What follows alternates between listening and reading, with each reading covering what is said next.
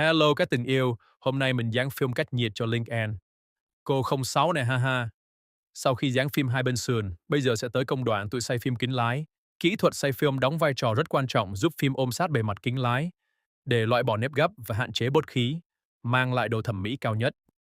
Ha ha ha ha, tôi đã hoàn thiện công đoạn xoay phim kính lái với quy trình chuẩn hi hi phim ôm sát hoàn toàn bề mặt kính, hạn chế hiện tượng bóng mép, nối bọt khí, nâng cao hiệu quả chống nóng, chống chói.